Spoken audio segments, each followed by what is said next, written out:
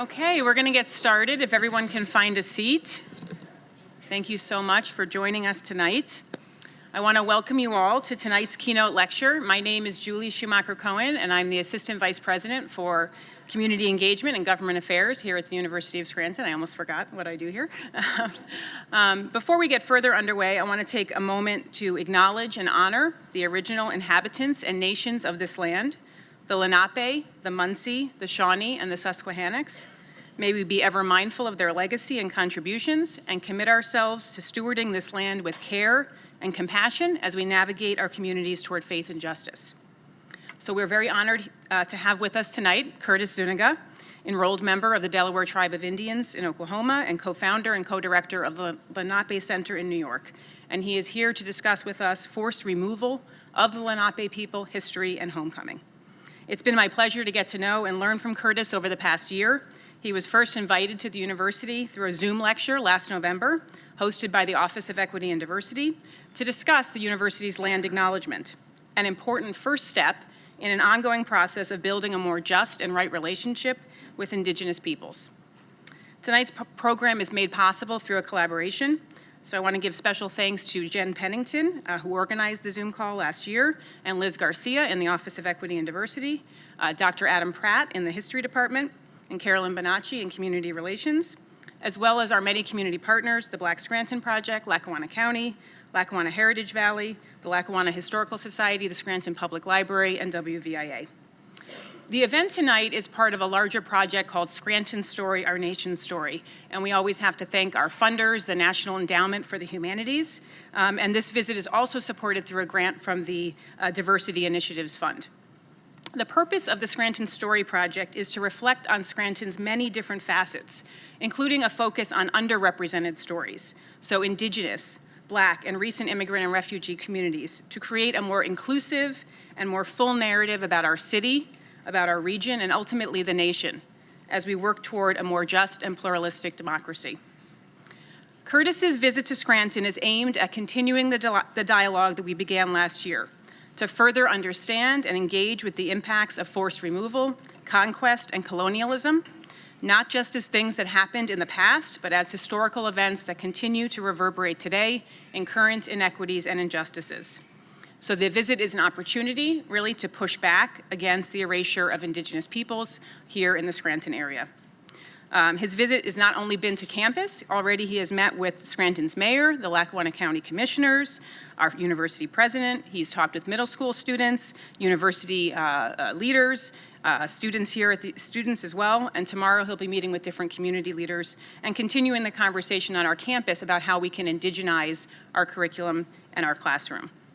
It's a relationship that we hope to continue, seeds planted to bear fruit over time. Curtis has been wonderfully gracious in going around Scranton and meeting many different people and having lots of different engagements. His only requirement was that we have good coffee all along. So Curtis, you can tell us how we've done so far. But first, before Curtis speaks with us, we're going to have a greeting from our university president, and then he'll be introduced formally by Dr. Adam Pratt, who's associate professor in the history department. Following Curtis's presentation, I know he is also eager to take your questions, so we'll have a microphone going around the room and we will have some opportunity for Q&A and discussion. So now I'd like to introduce Father Joseph Marina of the Society of Jesus.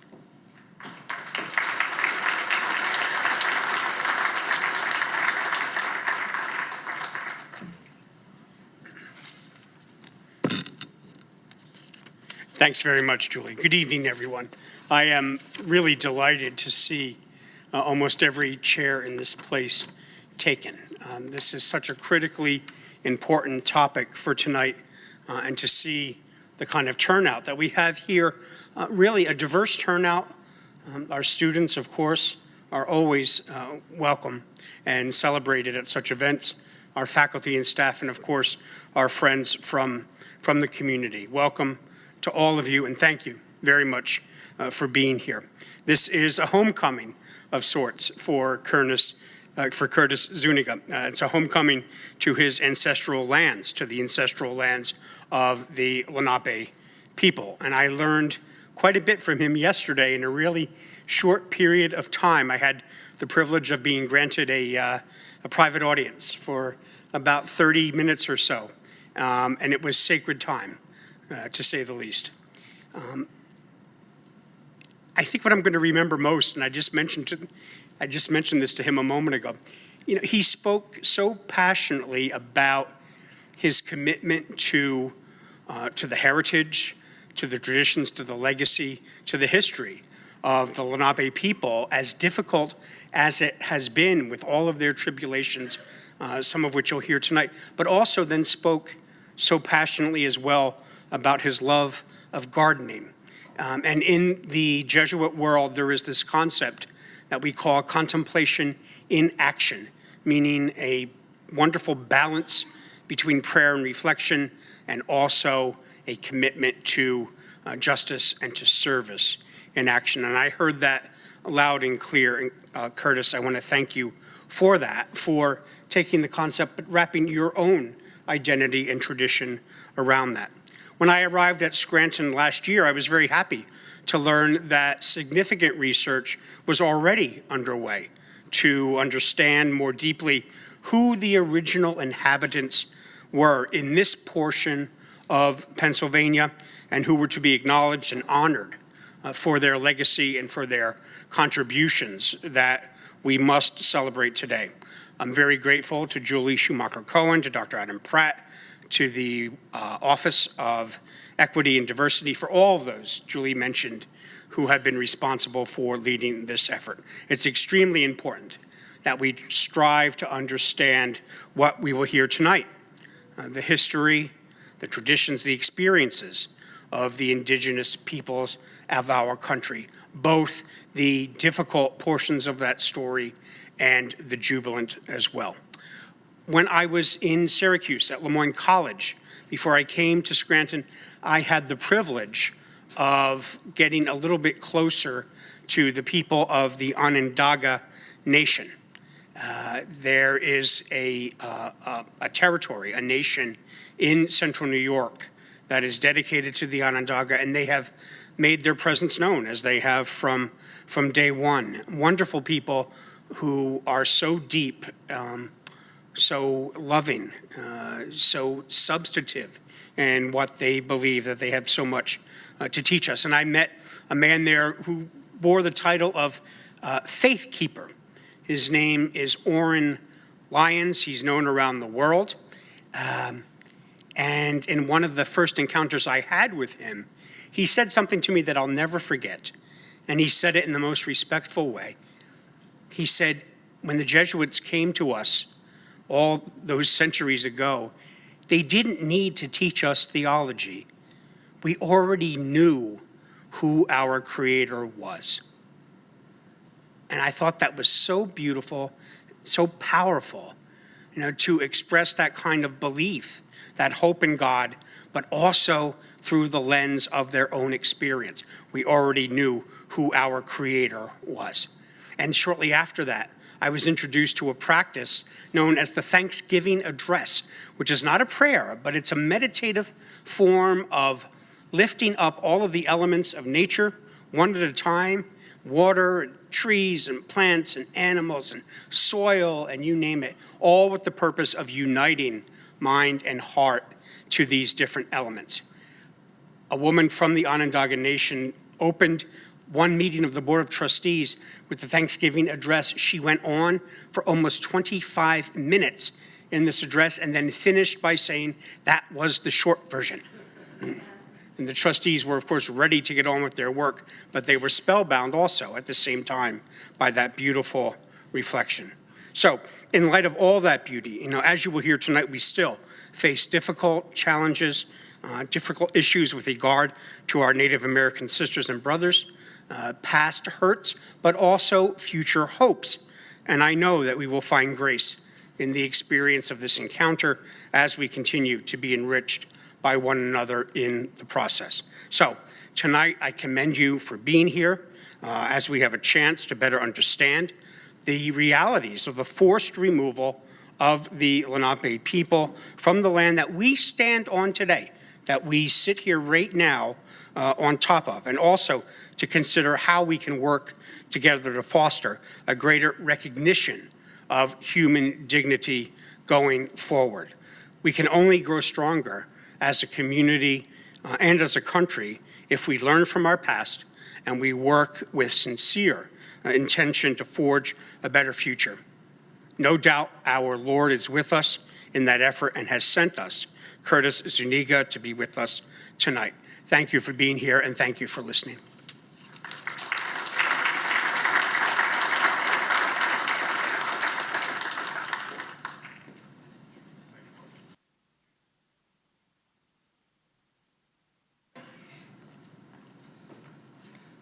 Hi, everybody. I'm Adam Pratt. I'm an associate professor in the history department here at the University of Scranton, and it's my distinct pleasure to introduce formally tonight's speaker, Curtis Zunigha, who you've already heard a whole lot about.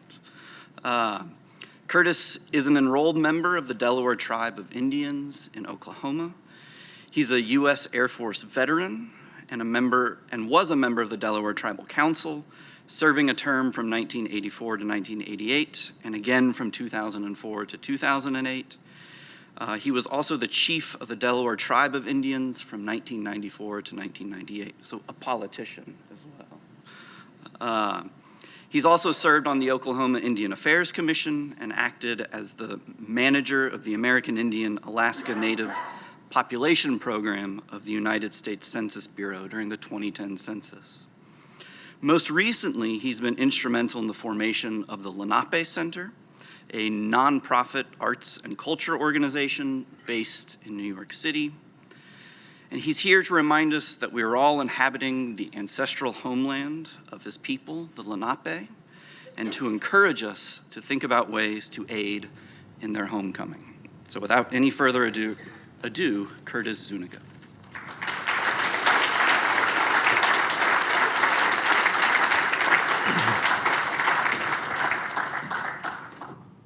Hello, good evening, everyone. So, I don't want to get feedback here. And you can hear me okay now? All right.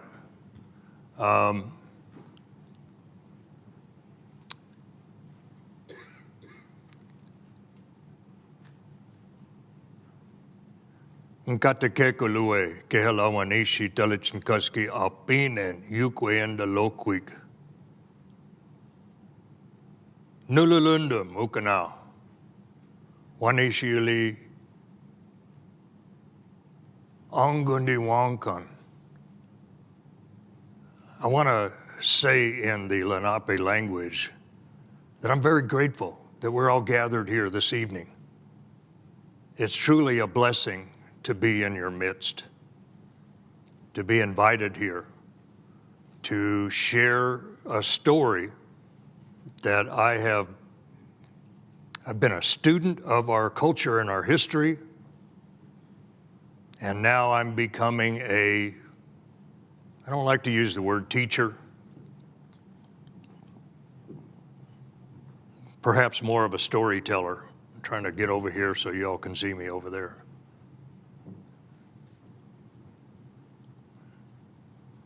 I want to say that I am here as a co-director of the Lenape Center based in Manhattan, New York, which is also part of our original homeland. And although I worked for and served the Delaware Tribe of Indians and the tribal government for many years, I'm retired now.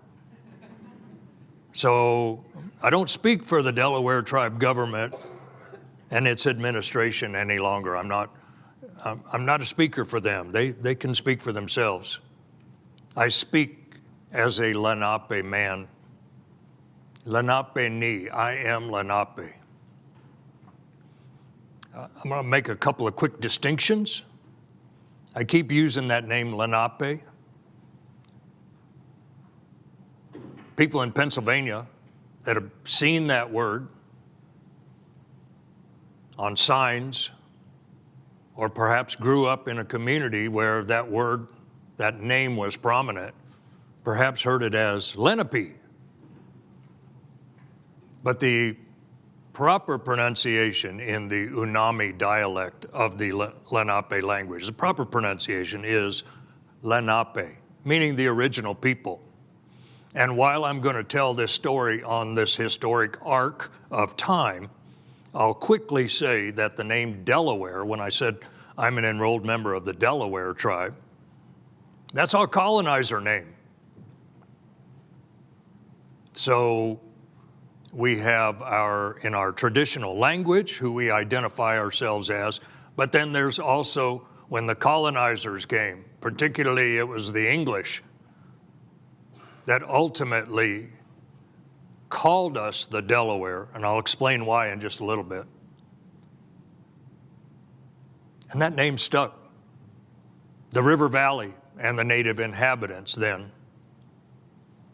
of what's now known as the Delaware River and the Delaware Indians, that's our colonizer name. But the name stuck. And so today, the tribe that I am enrolled in is called Delaware Tribe of Indians. So I wanted to make a couple of distinctions here before I get underway. The other thing I wanted to bring up, it's a housekeeping matter. If you haven't already done so, turn your phones on silent or, take the ringer off or whatever. Because when I get right in the middle of a great thought and your phone goes off, I'm going to know your ringtone and I'm going to look at you. I turned mine off too.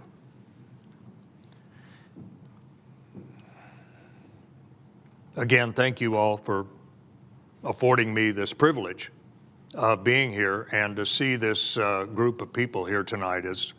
I'm very impressed. And it's good to feel welcome because I have a story to share. But I also want to say that my story and my storytelling tonight, I'm but one voice. There are many voices of the Lenape people, and there are many voices of indigenous people from all around here. They have a story to tell. And all of these various and disparate communities of the Lenape people are like different branches of the same tree trunk, but that tree trunk is firmly planted in the homeland.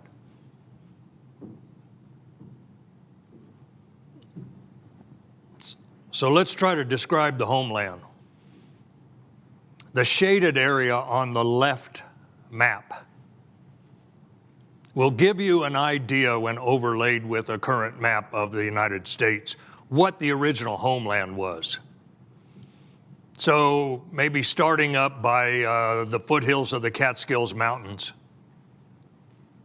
coming down the Hudson River named for a British sea captain and explorer who was sailing for the Dutch East India Company, trading company. So it's known as the Hudson River, but among native people, it was Mahiakanituck, the river that flows in both directions, because it's at one point a tidal river where the ocean waters are pushing the water upstream, but then you have the runoff from the mountains downstream. So the river that flows in both directions. And then you keep coming down then in this shaded area, then you start picking up all of New Jersey, New York City, and that very important corridor between New York City and Philadelphia. Very important in the history of this country, the United States of America. And then coming down south out of there, you're in eastern part of the state of Pennsylvania, going westward near the Susquehanna River, and then south, emptying out into the Delaware Bay. Now, this slide, even I'm having trouble seeing the small print. But this slide also shows a number of different village sites all throughout this homeland, which we call Lenape Hoking, the land of the Lenape. These village sites don't exist anymore. And in that homeland, there are still questions of, well, where are the Lenape? I don't see them. They're not around. Where are they? Well, the Lenape people are still around. We have survived. But we're pushed off in different directions.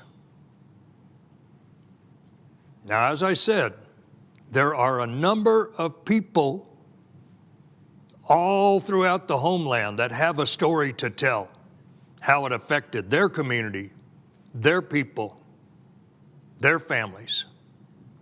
I'm but one voice, and I'm hoping that this opens a dialogue for many voices to tell their story.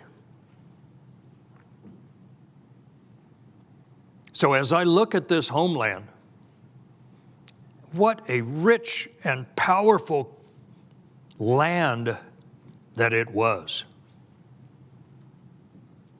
The Lenape people were deeply spiritual. They were well known for their wisdom, their diplomacy, their oratory, an egalitarian lifestyle. One that lived in harmony and balance with all of creation.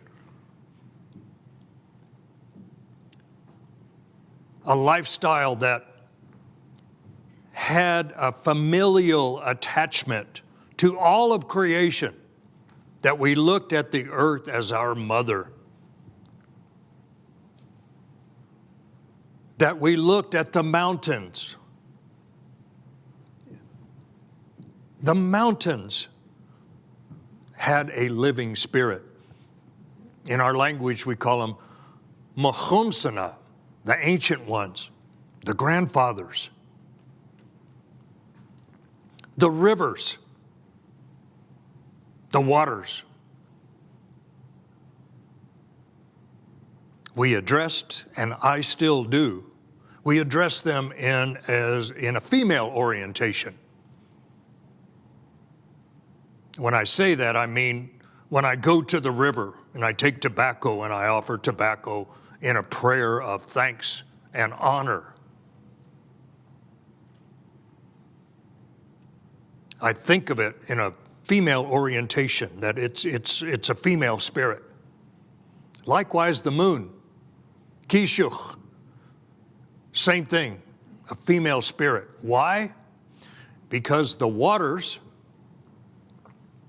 and the movement of the waters and the tides get affected by the moon.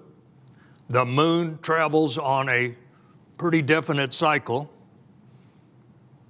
I think every 28 days, so that's why in our culture there's 13 moons in a full year. It's like the same thing going on inside a woman's body that's affected by the tides and this monthly cycle of power inside a woman's body. Women are the life givers. So that's why I refer to the waters in that female orientation. And in Lenape culture, women were not subordinate to the men. Decisions were made by councils of people. And the women leaders had an extremely strong role and authority in our Lenape cultures. Because, again, they were the life givers, but they're like the backbone of our Indian societies. They're the voice of the conscience of the people to guide and direct the war chief, the peace chief, those that hunt and gather,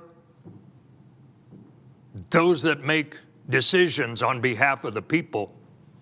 Those male leaders knew that they couldn't go forward unless they talked to the women, because the women were taking care of the families, the children, the home, the gardens. And so there was a harmonious balance between male and female in our culture. And that still is true among more traditional families among the Delaware or Lenape people. I know I lived that way. The women are the boss of the home. They own everything in the home. They're the boss of what happens in that home. And in the old days, if a marriage kind of went south, if I had a marriage and I went off on a hunting expedition and then I'd come back one day and all of my stuff's thrown outside the lodge, there's no question, it's over. Time for me to move on, because she has the home and the hearth. Harmonious balance with all of creation. When you look at the waters and the land, the cosmos, all things, and you look at it as a relative, if when you talk or contemplate or pray, you give them those names of grandfather, mother, brother, sister, things that many people grew up believing are inanimate objects. Only humans can possess a soul or a spirit. But that was not the belief of the Lenape people. And therefore, you honor and respect that living spirit in the land and the waters. And that's why it's important to understand that when we had this respect of the spirit of all of these, of all of creation, and you treat it with love and care, and you put good intention in the way you love and care for all of creation, you ensure its longevity, but you do it out of traditional teachings that were given by the Creator, Kishela Mukong, the Creator of all things. And when those teachings are manifested in our lifestyle, in our language, our customs and traditions, our ceremonies, and our daily lives, and when we find that balance and take care of these things that are relatives, you wouldn't poison your own mother. You wouldn't burn your mother's hair.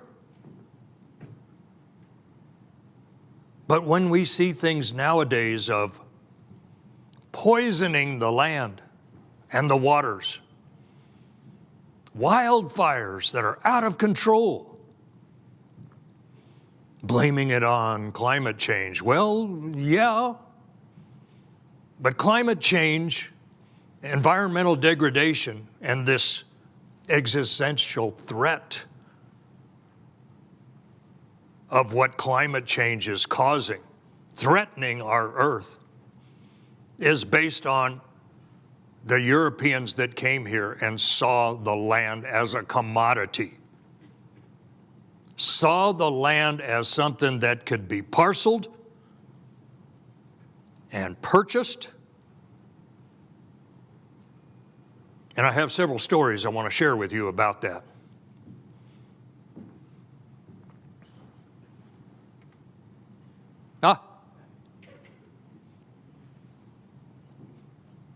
I'll tell you what, let's, before we get to that guy, I want to tell you a story that I was told like in junior high. The purchase of Manhattan, the Dutch, right? The Dutch are proud at this story of, well, you know, we got over on those Indians. It just took a few beads and baubles and a few axe heads, and we got the entire island of Manhattan. But the Dutch did not understand that the Lenape considered the land a gift from the Creator, How can you sell land? How can you sell water? How can you turn it into a commodity and put a box around it? And with the exchange of some form of compensation, suddenly you're not allowed to be on your land anymore. That's what happened with the Dutch. One of their principal village sites was named after a city in their country. It was New Amsterdam. And they built New Amsterdam so that they could control the fur trade.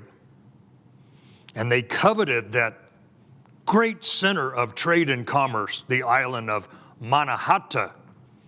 In the language, it meant the place where they go to make bows, to gather the wood to make bows.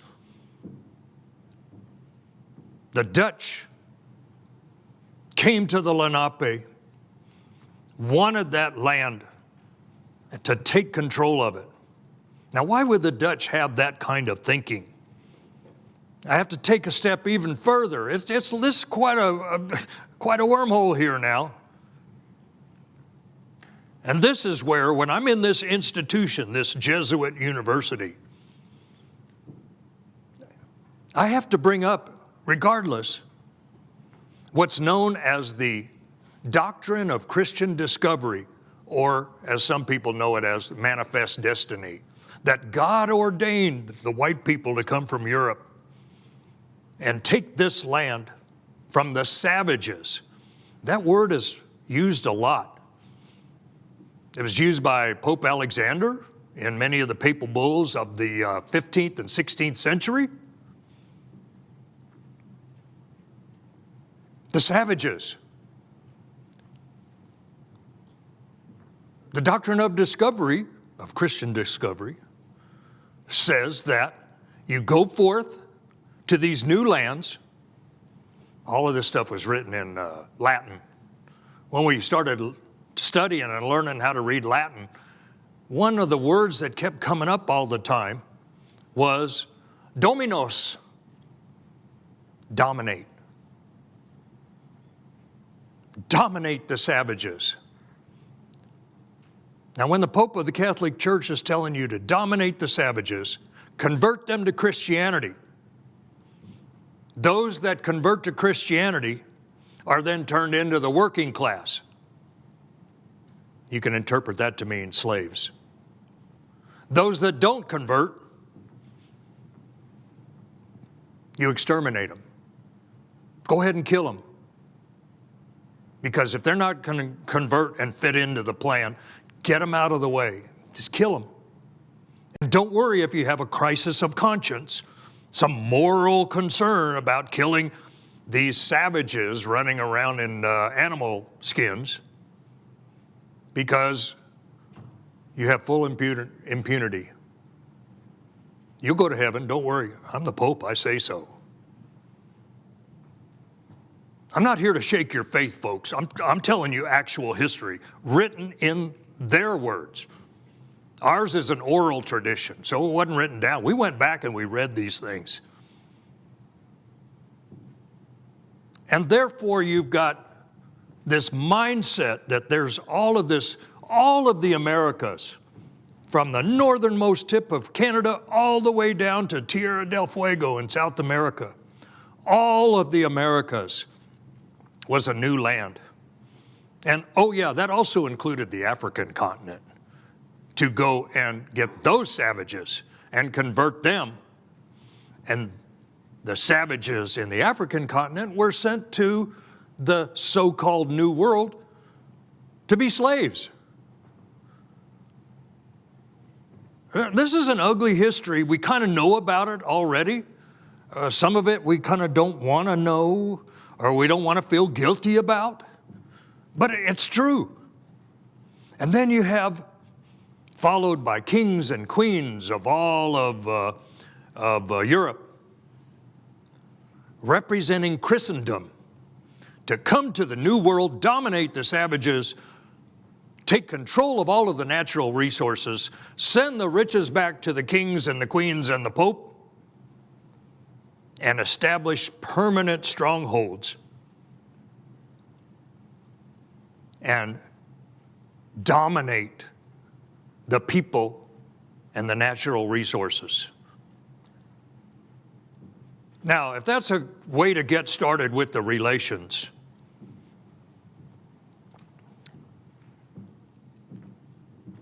and the purchase of Manhattan by the Dutch, here, we'll give you these goods here. And, the Lenape are going, wow, we've never seen like spun cloth and ribbons, iron tools and weapons. This is some good stuff.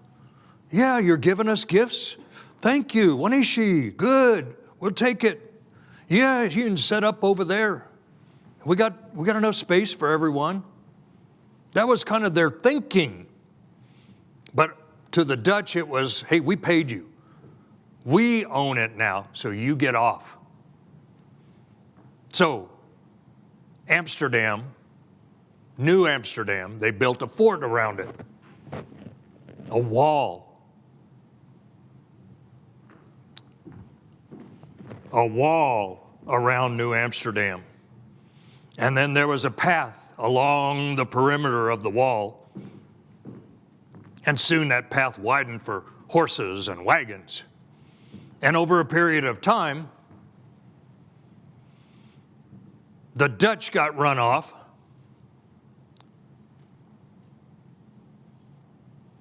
The Dutch built that wall to keep the Lenape people out of their own homeland because they said, no, we bought this.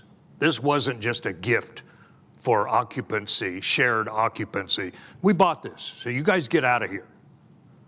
This is ours now. And the Indians didn't think of that. The Lenape thought, I don't understand. We didn't sell you land. It's a gift from the Creator. It's our mother. We don't sell. The transaction happened. The wall was built.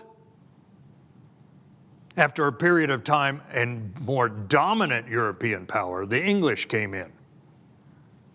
And the English were a more powerful force militarily, and they brought far more people. They came down from Canada. They started off in Canada and then came down. So they took over New Amsterdam and renamed it after a city in their country.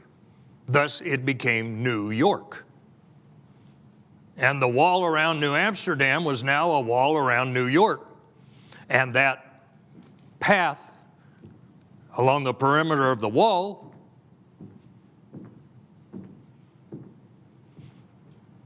later became a paved road, a street. And that, my friends, is the origin of the name in New York City, Wall Street. That's where the name came from. A wall along a road, a path, a street along the perimeter of the wall that kept the Lenape people out of their own homeland. It was a center of trade and commerce for the Lenape. Today, it's still a great center of trade and commerce. But when the Lenape come to New York to see all of the sights, it's like we're tourists in our own homeland. So the British are now in control, and they send over a guy by the name of William Penn. Now, William Penn understood that he could probably get a little further, not by military force, but by Christianity and Christian conversion. But think about this.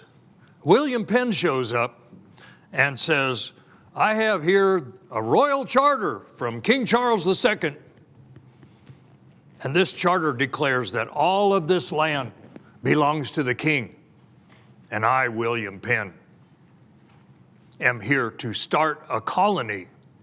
And I am the colonial governor now. How would you feel if somebody walked into your homeland and said that? I mean, that's the beginning of the relationship.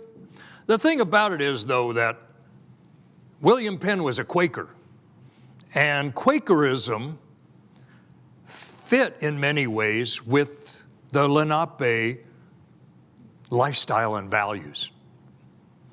So they kind of liked William Penn. He seemed a more reasonable person. And they said, yeah, you can set up a village over here, no problem. But ultimately, Penn, his plan was to take control and dominate the savages and the land.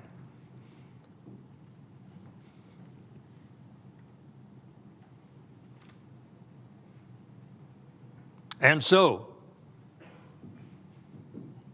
the city of brotherly love, established by William Penn, well, he went back to England, and then his progeny, his sons and nephews,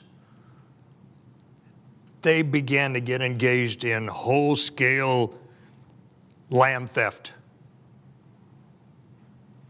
swindles, the walking purchase, if you'll look that up in your history books, the walking purchase, which said you can, okay, well, if you're going to set up a little place, go off in that direction, and in about as much as you can walk in perhaps a day. You go that far, yeah, you can have that much land. Well, to the Lenape, it's like, kind of like when they went hunting. It's like, you're walking around and you're looking around, maybe stop and, have some lunch or something like that. No, they set up a relay system, cleared the path, and set up a relay system of strong young men. And in the course of a day, they ended up stealing hundreds of thousands of acres. These are the kinds of things that we experience with the Europeans because it was a different way of thinking. Ultimately, the Lenape people got pushed out of the Philadelphia area. The only thing that's left is a statue of Tamanin, the principal chief of the Lenape. If you've ever been to Philadelphia, go down the front and Market Streets, and there's this big, tall statue of Tamanin. Pretty imposing, amazing sculpture. And it's quite interesting because it's oriented where Tamanin is standing there with his hands up like this, and in the direction he's looking, there's William Penn on top of the City Hall, right? I found that interesting. I have to move this story along rather quickly. There's a lot that's not being told here, but we have more voices and more stories to tell. Here we are in the period of 1740 to 1760, a number of so-called Indian towns where the Lenape lived, with names like Moxatawny, Conestoga Town, Logstown. Ooh, I just noticed this. Murdering Town, Catfish Camp. And if you will look, I can't show you with a pointer, but if you will look, okay, probably about 3/4 of the way from right to left, you'll see a town that you probably recognize the name, Punxsutawney, right? That's where they do the groundhog thing on February 2nd. It's amazing today, these quaint traditions, but to an Indian, it's kind of like, wow, you people deny climate change, but you get your weather report from a rodent coming out of a hole? Yikes. By the way, in the Lenape language, Punxsutawney actually in the language means mosquito town. But this is that time frame where we keep getting pushed away. And it wasn't just getting pushed away like, we'd like for you people to leave now. No, it was in a theater of warfare. All of these wars were going on during this time period. What we know as the French and Indian War was really the war between the French and the British. The Indians got caught in the middle and oftentimes had to choose one or the other to ally with. just so they don't get caught in a crossfire, or in the hopes that the battle will be won and they could retain their lands. But as they're fleeing their original homeland in the environment of French and Indian War, Revolutionary War, War of 1812, all of this warfare going on, they're fleeing. Troops coming in and burning their villages, burning their fields and crops, indiscriminately killing the people. A superior military force coming in, doing this stuff to the native people and their land. And once they have pushed them away, annex the land, move their own people in, and establish military forts to protect their people from the savages. Oh, wait a minute. That's Ukraine. Yeah. Does this hit home now to you? What you read about and see on the news about the people of Ukraine? That's what's going on with the Lenape people, and that's a microcosm of native people all throughout the Americas. But ours is just one story. But that's what we were going through. So it wasn't just like, oh, it's time to move, and that we had one great leader like Charlton Heston as Moses in the Ten Commandments with his staff and his robe, and I'm going to lead my people to the promised land. No, we were like going off in different directions to flee being killed. And that's why we ended up going all kinds of different directions. The whole of the people was broken up into smaller groups that sought refuge anywhere they could. Ohio was an example when certain bands of the Lenape, now known as the Delaware, were pushed into the Ohio Territory and along the Tuscarawas River on the right-hand side of that map, with towns like Schönbrunn, Gnadenhutten. Those places, they were established as mission towns with the Moravian Church, who converted Lenape to Christianity, helped them flee that area and establish new homes, this time in Ohio along the Tuscarawas River. I've been there a lot. Beautiful area. I mentioned the town of Gnadenhutten.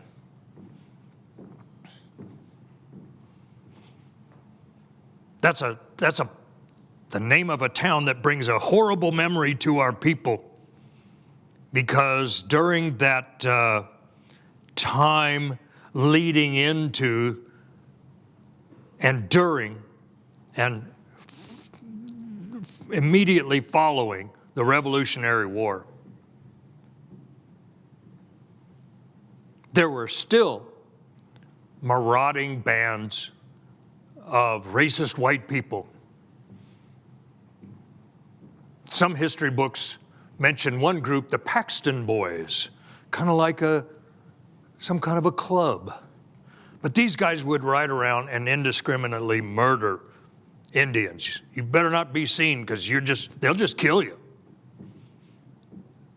And oftentimes attack these Christian settlements. It didn't matter whether you were Christian or not.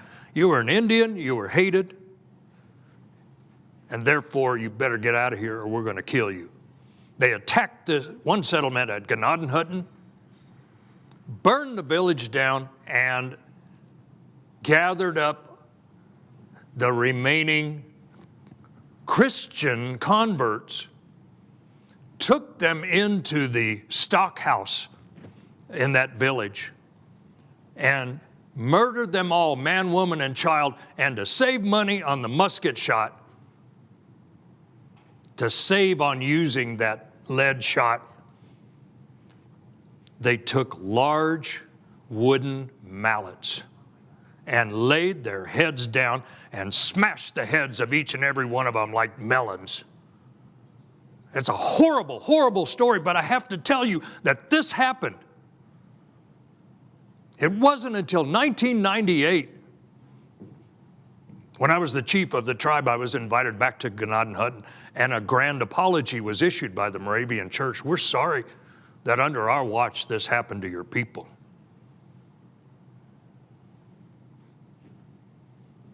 This is just one of many kinds of stories. Not just the Lenape, but so many others. But I'm here to tell a story that kind of brings us to where my tribe, Delaware Tribe, is. Now, again, that name Delaware. Before the Americans, as I said, were the English.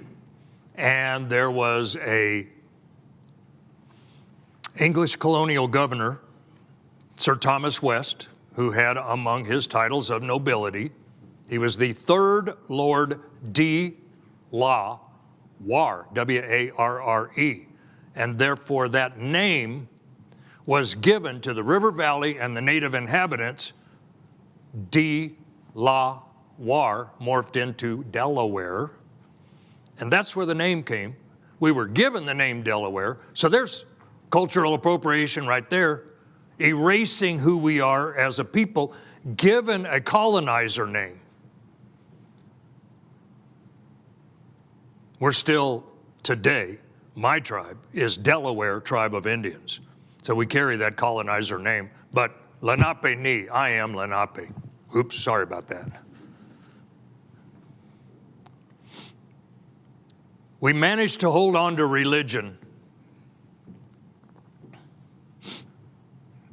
The Chingui-Kaun, the big house church, and the Gomwing ceremony, 12-day ceremony, fervent prayer, ceremony, bringing the clans together for a 12-day ceremony, rites of passage,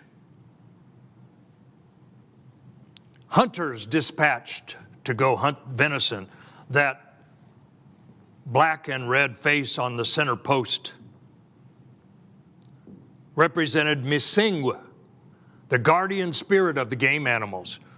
But when the Christians walked in, oh, you're praying to a graven image. Didn't the Bible say something, thou shalt not pray to graven images? That's what they saw the Lenape doing.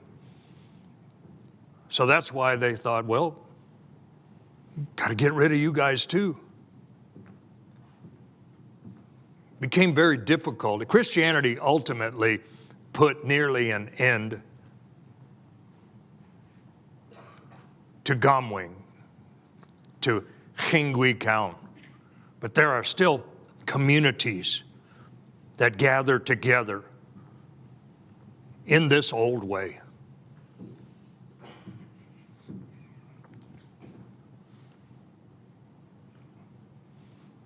So this has been put together by a number of scholars and individuals, but it gives you a brief idea about the different directions that many of the Lenape were forced to take as a matter of survival. So you see on the right-hand side, that shaded area is that first map I showed you. So you had Lenape people, and Muncies and Mohicans. You see Stockbridge, Massachusetts. Stockbridge, that's another colonial name for the Mohican people. That ended up going north into Canada and ultimately settled in southern Ontario, Canada. You had others going across Ohio, Indiana, the Illinois Territory, into what's now the state of Missouri, which became a state, I think, in 1821. Further division, another band split off and went down into Texas and Old Mexico. You've got the Stockbridge Muncies that ended up in a reservation in Wisconsin in the mid-19th century. My band, the now known as Delaware Tribe, had a reservation in Kansas, but in 1866 were forced to sign a treaty with the United States of America, selling their reservation, moving down into the Indian Territory. And at the same time, the federal government forced the Cherokee Nation to take the Delawares, the Shawnees, the Wyandot, the Ottawa, Miami, so many other tribes that had been up in Kansas on small reservations. Now they're forced to go down into the Indian Territory, and they forced the Cherokee Nation to take them in. Why? Because the Cherokee Nation, look at the date, 1866, that's right after the Civil War. The Cherokee Nation, one of the 5 civilized tribes of the southeast United States, the Cherokee Nation, the last surrendering Confederate general in the Civil War was General Stan Wadey with the Cherokee Brigade. The Cherokees were slaveholders. They sided with the Confederacy. And so they were being punished by the Union. You're going to take in all of these Indians that we want out of Kansas, out of Iowa, out of Missouri. You're going to take them in. We've been there to this day. My Delaware tribe has been there since 1867.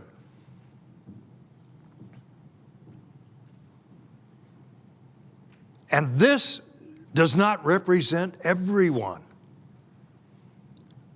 Again, we did not move in one great, big, single group of people. We moved to survive. We moved because we had to. All right. Let's talk about today. In spite of all of that, what helped us hold on and survive was our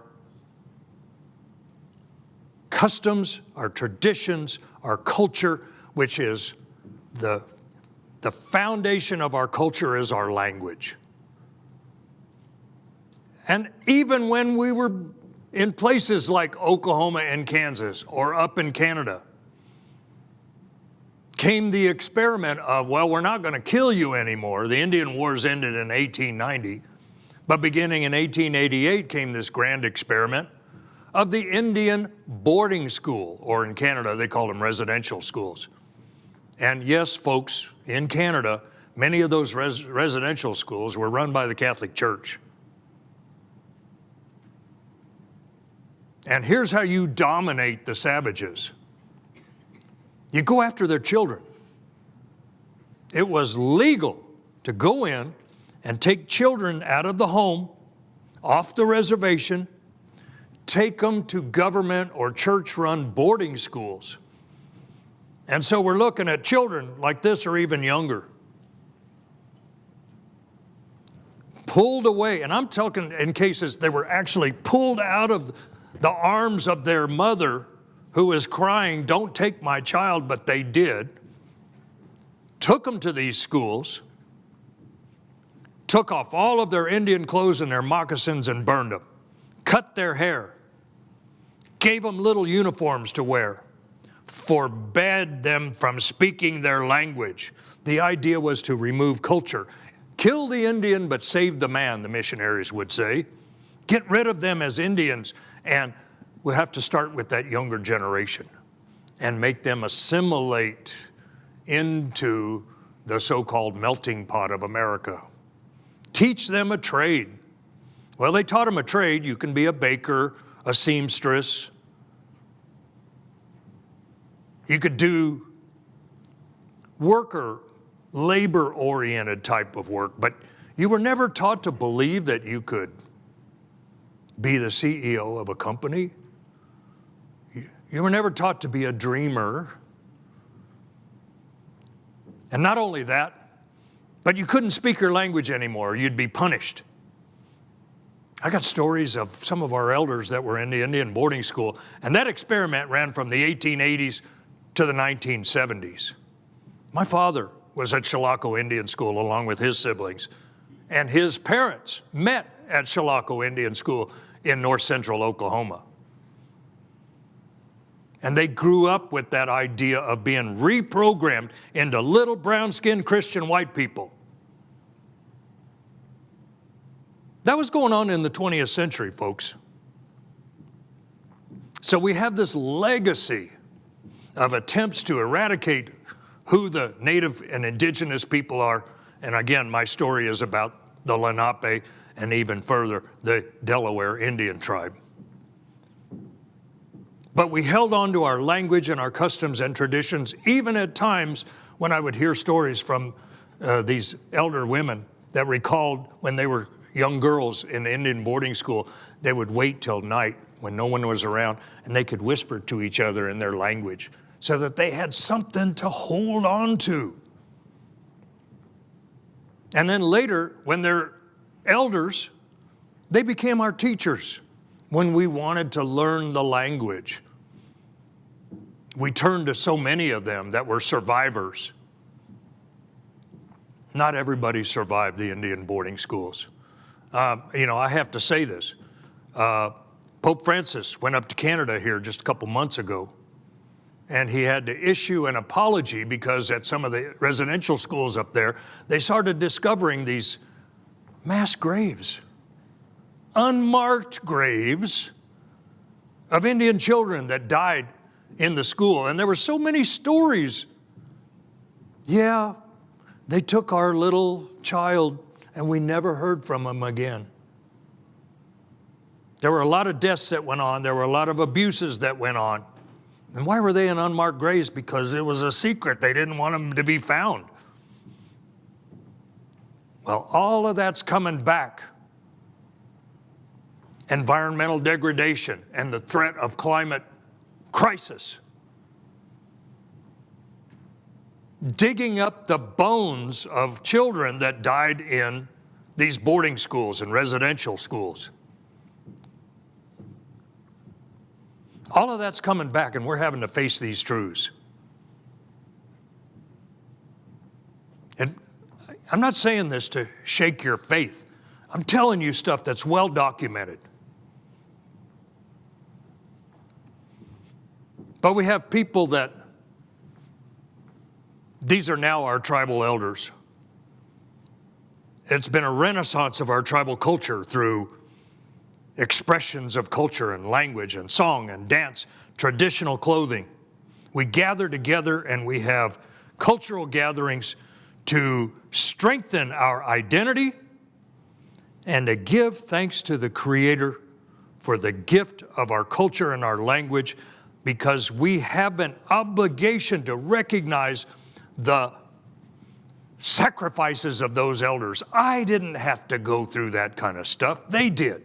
But they did it to hold on to the sacred gift of culture, which includes the relationship with all of the land and all of creation. And our language, which is the foundation of culture. And in spite of all of those efforts to eradicate it, we persevered, we held on to it. And now, we're speaking it today. And we're teaching our young people the language.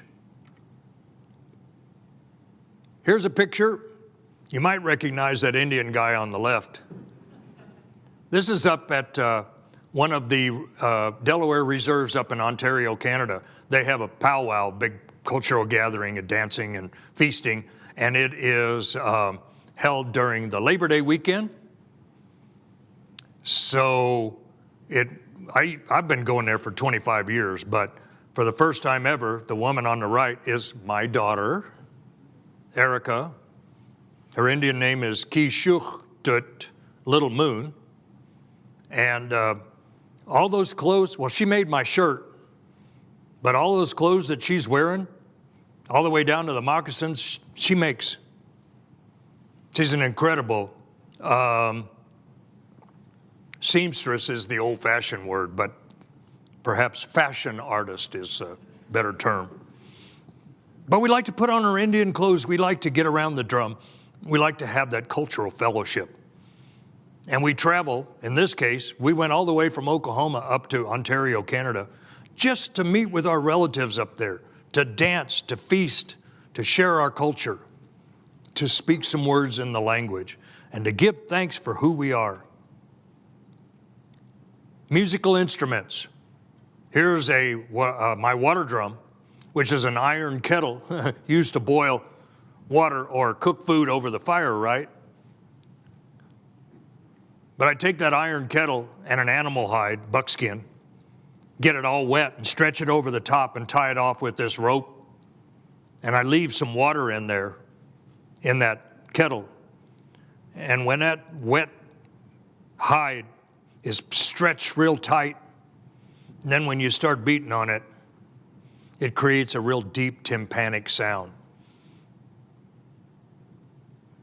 The rattle, another one of our instruments. And then the whistle or the flute or any kind of a reed instrument. These are our original musical instruments. We use them in some form or fashion, even through today. Our dances. This is at Copan, Oklahoma, which is a town that my father grew up in, a town of about 200 people. And we have a dance every, we have dances throughout the year. A lot of times in the summer, and our annual powwow is held during the Memorial Day weekend.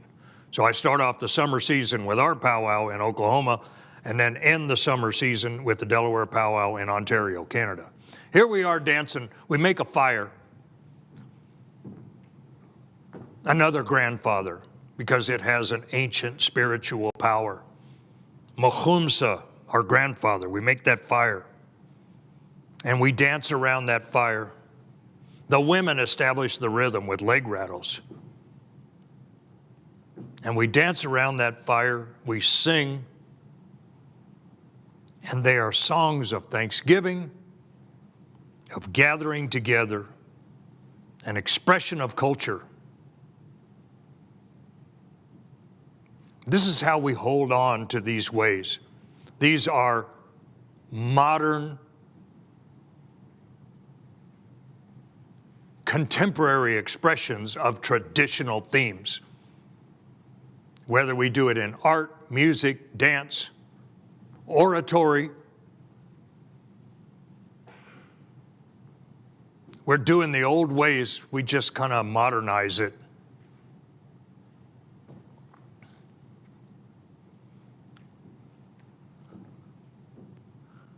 All right, does the story end there?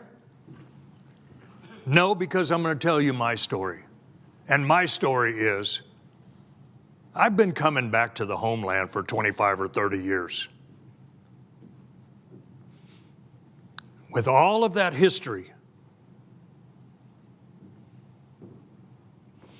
being pushed, I'm going to do this like I'm starting the east and I'm going west, being pushed westward.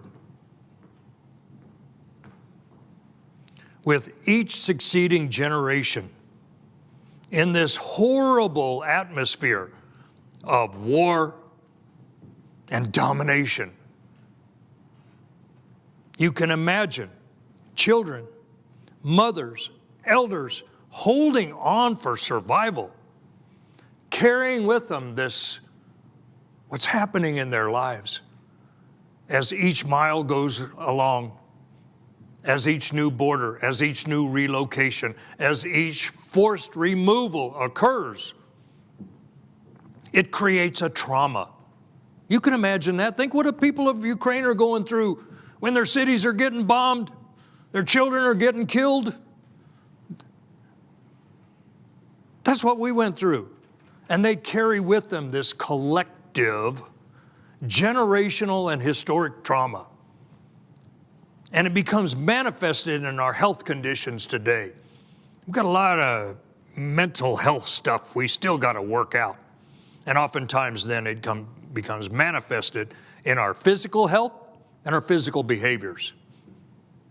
Like a lot of people, it's just a lot easier to medicate your anxiety, your depression, your fear, drugs, alcohol, food, whatever the case may be. You're just medicating yourself so you don't have to deal with that. It's too overwhelming, and it becomes generational. People grow up in that environment, in their home, and that's all they know. That's your parenting skills. And yet, when I head back to the east, when I come back to the homeland, when I stand at the banks of the rivers in the homeland, when I look up at the mountains, it's this, I call it blood memory. The scientists say it's your DNA. It's deep inside you.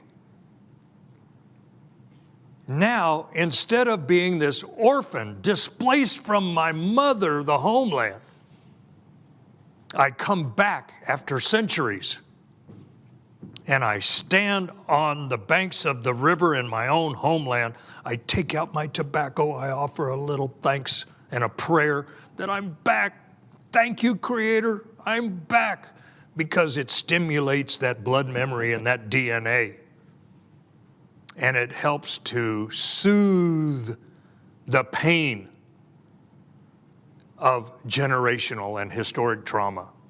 It soothes the pain of being an orphan from my mother. And then when I come back here to this homeland and I engage in these practices of reconnecting with the land and the water, the mountains, the cosmos, it's like my mother has put her arms around me and welcomed me back.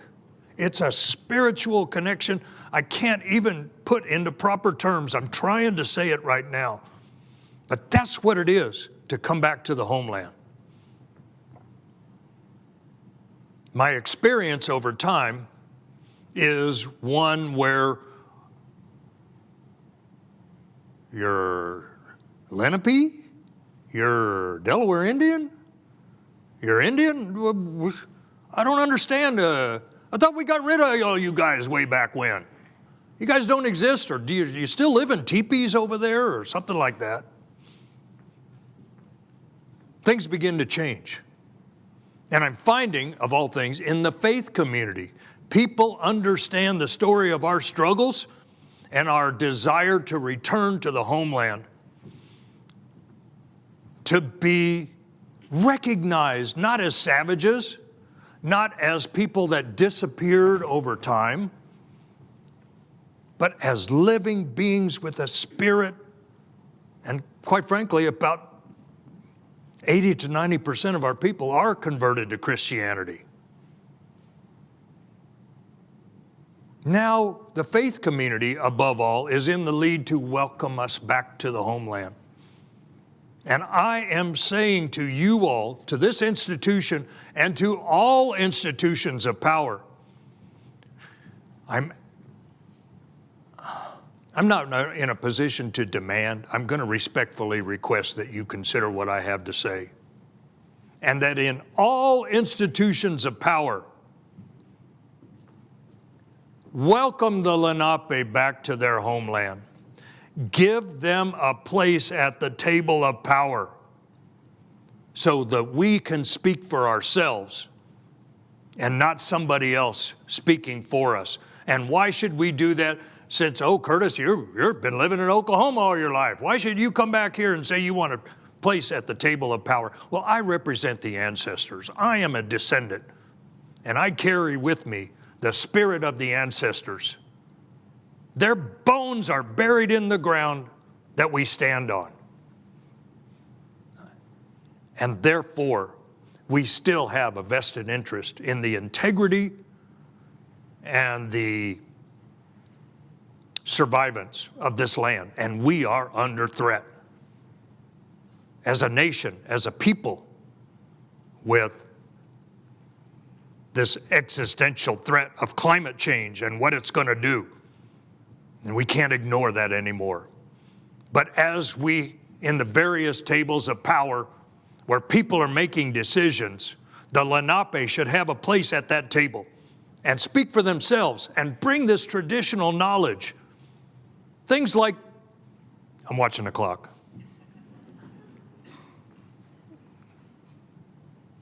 It's not the evil eye, it's just like this eye of, Curtis, we're running out of time here.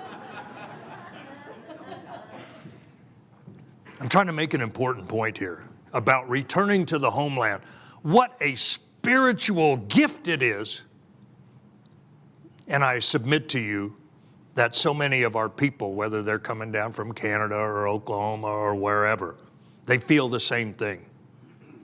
And therefore, when decisions are made about Lenape people, have Lenape people at the table as a part of that public discourse and bringing our traditional knowledge and our experience and speaking for the ancestors. And we have issues that we're still dealing with today. Why are we still dealing with certain issues? Missing and murdered indigenous women. Why are we dealing with this? Why is there such a thing called missing and murdered indigenous women and children?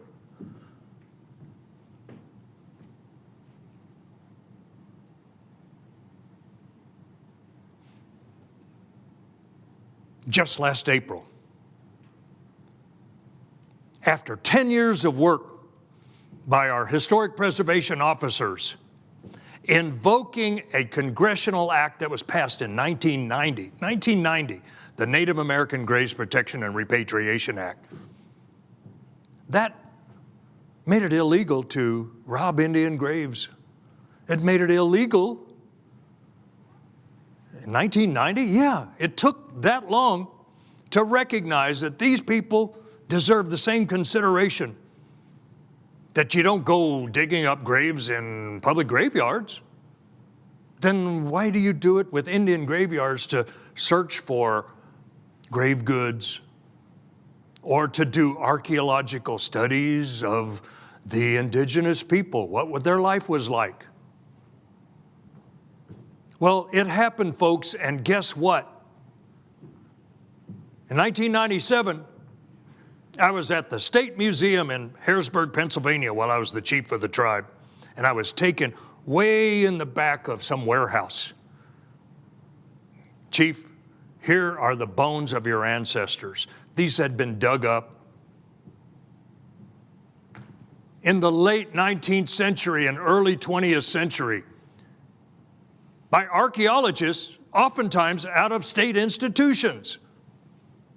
They dug up these places and studied the village sites and dug up the bones and carefully made records of all of that.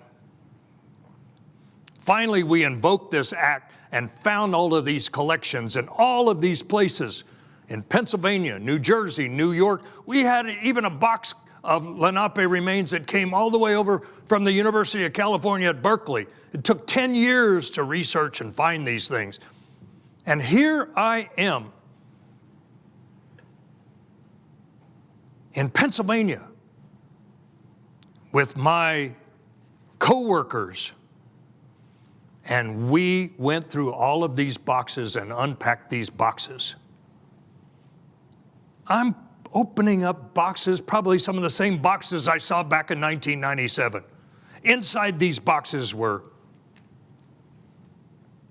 full crania, skull caps, jaw bones, arm bones, leg bones, paper tags tied with string around each of them, written in ink in years like 1882, 1888, 1903.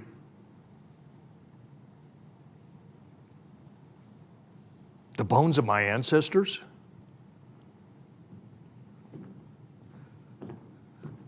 I remember taking a paper tag dated 1882, and the handwritten note said, female, approximately 12 years.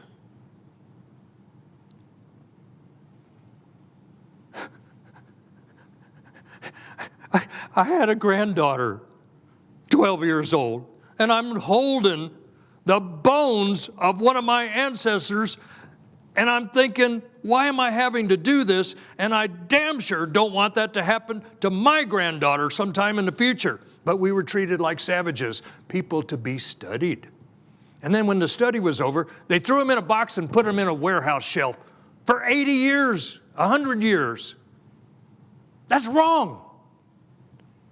So I want you to know we're still dealing with issues of forced relocation, of near genocide, and the view that Native people were savages without a soul, a Christian soul, and could be treated like that. Look, you wouldn't want that to happen to your people. I don't want it to happen either.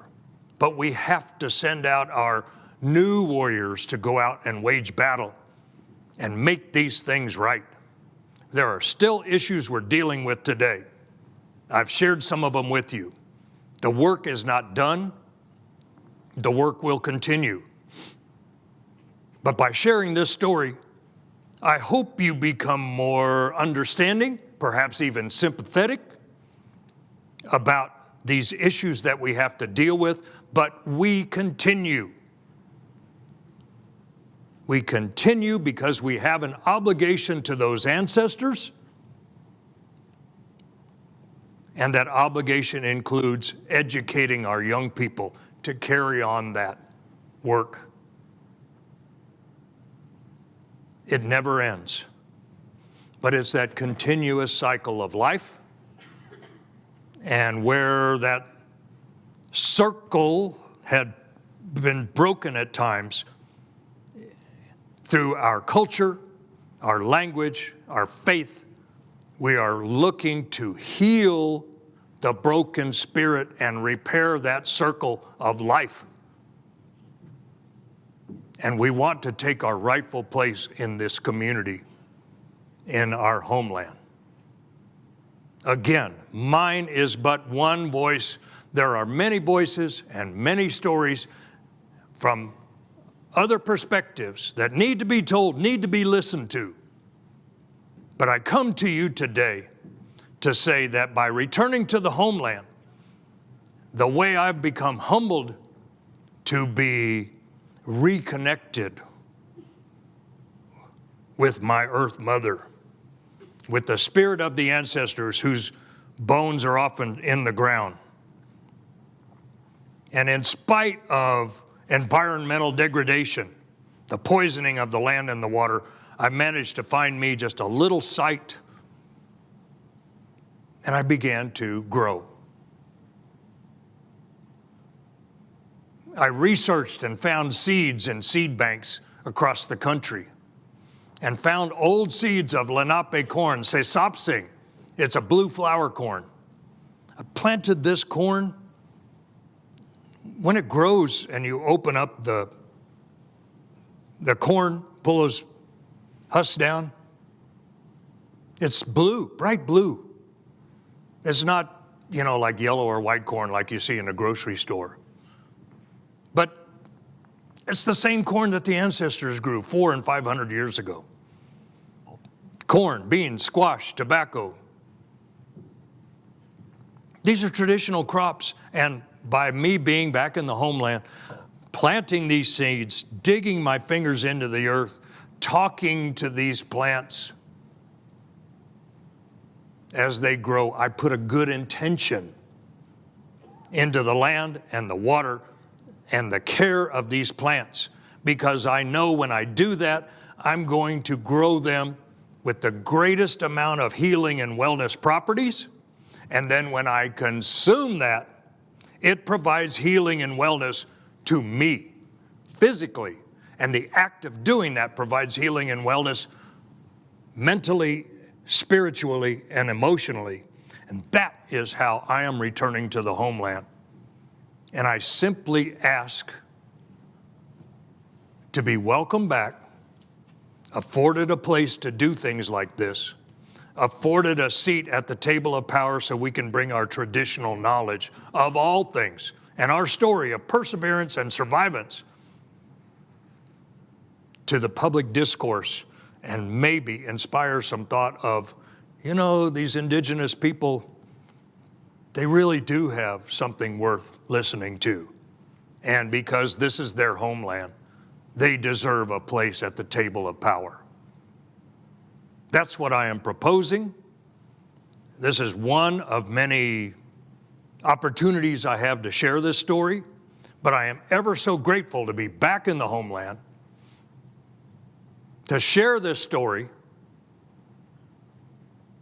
I hope to be welcomed back again, but I also hope that this community and all of the homeland is opened up so that the voices of the Lenape are heard, our calls for action are heeded,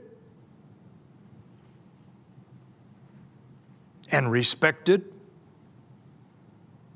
because we all have to work together to deal with these issues now that we're facing. And some of them are atoning for the sins of the past. We must do it collectively. And with that, because my throat's getting a little dry, I'm going to stop it right there. And thank you.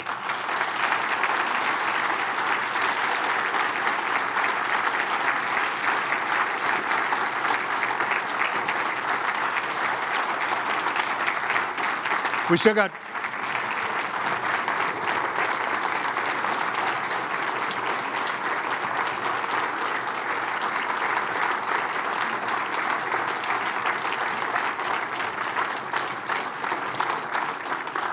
I've taken up all of the time. We were supposed to end right now. I think we may have time for some Q&A. If there's anybody that has a question or comment, we have a lady here with a microphone. If you want to ask a question, I'll try to do my best. A little bit south of here, in the town of Ma Chunk, in the 1950s, they purchased the remains of Olympic athlete Jim Thorpe. Yes. And he is still there today, and the town is named after him. And I'm very curious your thoughts on that subject in particular. I think the family has expressed that they want the bones to be returned to his birthplace in Yale, Oklahoma. Much like Geronimo is still held at Fort Sill when he should be going back to the Chiricahua people in Arizona. But these are, I don't know, my feeling is you honor the wishes of the family, but that's very lucrative to have his remains there for tourism. So it all boils down to this. I'm not in favor of that. Yes. Hi. Hello. First off, I want to thank you for that story. It was very educational, and I think we all can agree that your story of the Lenape people does increases awareness for everyone. So first off, I'm taking a theology class right now, and we talk about how Christianity is related to racism, militarism, and imperialism. I just want to ask you, based off of the history of the Lenape people, do you think that those three factors are heavenly focused, or is it just like racism, militarism, imperialism? Like, just your thoughts. I'm trying to process that question. Will you hand her that microphone back? Try to explain it a little bit more here so that I can try to formulate an answer. Sure. So basically, in our class, we speak about how Christianity is related to militarism, imperialism, and racism. And my question for you is, do you think that based off of the history of the Lenape people, it's heavily focused on imperialism or militarism, racism, or just one of the three? Oh. Look, I've spoken about how Christianity was manifested over a period of time in different forms of the call for domination. It got away from the teachings of Christ and more about people who wanted to use and get power in the name of Christ. And that's been in some cases, that's still going on. Look, I'm not a Christian, but I do believe that the teachings of Jesus Christ is something I think we can all relate to, whether or not we're Christian. It's the way the teachings were manifested that is a part of this story, that sometimes Christians need to hold their leaders accountable and listen to the voice of the common people. And therefore, things like the militarism and all of that's the greed for power and control. And that is the Western European type of thinking. That's the clash of cultures that we're still dealing with. But perhaps with dialogue like this, people can hold their institutions accountable, including their religious leaders. I think that's going on. We found that out when Pope Francis went up to Canada and had to issue an apology because it couldn't be hidden anymore. So anyway, that's a quick answer. Yes. Hello, I just want to say thank you for your time and your storytelling here tonight. My question is for everyone here, when we take the time to acknowledge the native lands that we stand on, and we know that it's Lenape land, I just wanted to ask you, like, how should we acknowledge when we, are acknowledging the lands that we stand on? How should we do that respectively to the Lenape people, if that makes sense? I was in New York last month at a gathering. It was Indigenous Peoples Day, and I gave a keynote address. And the first thing they did is they brought me up and they said, well, will you read our land acknowledgement statement to start with? And I said, no. That's your statement. I'm Lenape. I'm here to give a welcome. That's your statement. Look, land acknowledgement statements should be more than just a trend, because you see on TikTok that everybody's doing it now, so let's quickly put together a land acknowledgement statement. And in the beginning, it was real trite and superficial.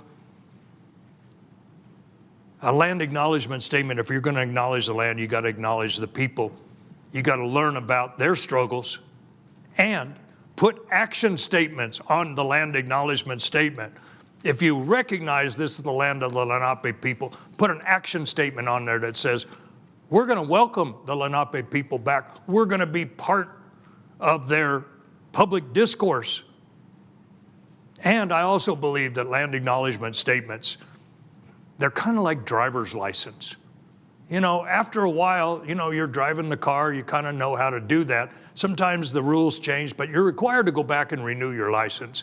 And I think land acknowledgement statements should be reviewed and updated. And the people who are in charge of the institutions that create them, they might roll out and move on, and you have a new leader or a new board or whatever. Land acknowledgement statements should be institutionalized with action statements that commit the organization, the institution, to do something about that recognition for the benefit of the people that you're recognizing that you're on their land.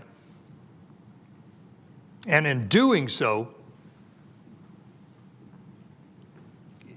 it keeps that commitment going so that when a new board, a new president, a new leader comes in, that's the first order of business, that it's an institutional commitment, not just done in a short window of time because it's popular. Yes, ma'am. Hi, I want to thank you as well. This was a very enlightening and moving speech. My understanding was that during the war, the only code that was unable to be broken by the enemies was Native American language. Considering how much the powers that be tried to suppress and prevent your native language, how did that come about? Were they sought out to do this? Were they volunteered? I mean, that's a tough one. How did that come to be? Have you any understanding of that? The question has to do with what were known as the code talkers. Native people, Native men serving in the military. Actually, there were Choctaw code talkers in World War I. But in World War II, they became famous Navajos principally, but there were probably 12 to 15 different tribes that were used as code talkers because in most cases, it was not a written language, and they didn't have interpreters. The Japanese and the Germans didn't have interpreters. So when they started seeing these Indian guys talking together in their language, somebody got the bright idea of, we'll make them radio guys and send them out in the field and start talking and giving positions of the enemy in their language because it would befuddle the enemy who is trying to listen in. And it's like, what in the world are they saying? They had no books to interpret. These guys became heroes. Not too many of them left. I knew some Comanche code talkers. They're heroes, but they kind of discovered it almost by accident. Somebody got the bright idea when they saw that going on. But that's, it was, the code talkers weren't really honored until decades after their service and recognized for that. But that's just another little story in our history of, Native people, American Indians, served in the United States military, the same military that was killing them. They served in the military in greater numbers on a per capita basis than just about any other racial group. We know that we only have one land to protect. So whatever army is there that's going to protect our land, we're going to be there and be a part of it. I know about this because, like I said, I'm third generation military. I'm a United States Air Force veteran from the Vietnam era. So I know about that, even though the Vietnam War was not an honorable war. But regardless, our warriors found a way to exhibit that warrior spirit and contribute to defeating an enemy, and it was with their voice, with their language. That's why language preservation and language, cultivating the language so that it's spoken again, is so important. It's an expression of who we are as a culture. One more. Thank you for coming out. I'm a reenactor. I focus on the French and Indian and American Revolution. And over the past summer, there were some reenactments that came up in which we had Native reenactors, whom themselves are not Native. Your views on non-Native reenactors reenacting as the Lenape and or Seneca and or Munsee tribes? I'm kind of aware of this. You've got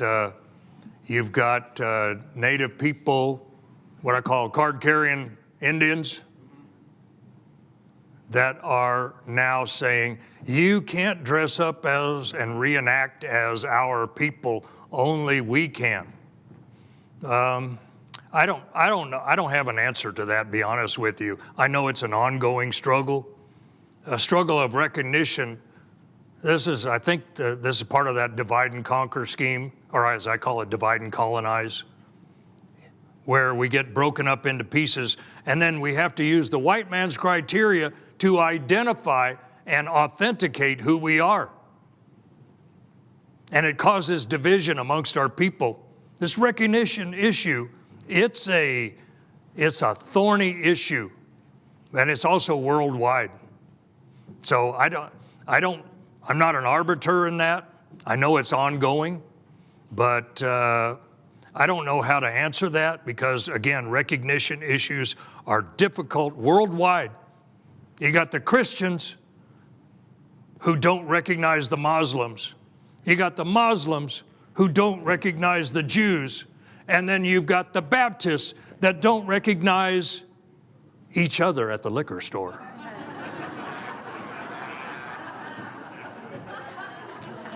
I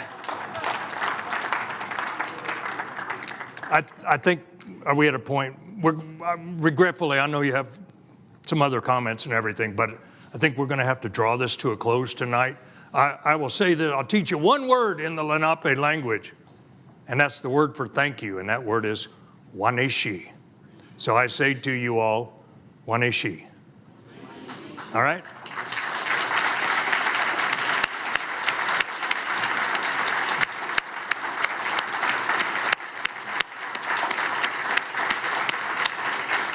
So we just want to thank Curtis again for being here. In this work of this Scranton Story Project, this has been, in fact, the most missing link. I've lived in Scranton for 13 years, and this is such a story that we have really never had. And so this is obviously tonight just the beginning of a dialogue, hopefully the beginning of a relationship. So we want to thank Curtis again, Wanishi, for being here, for coming back to the homeland. Thank you all for being here. And fill out your survey because the NEH likes to hear from you. So thank you again for being here.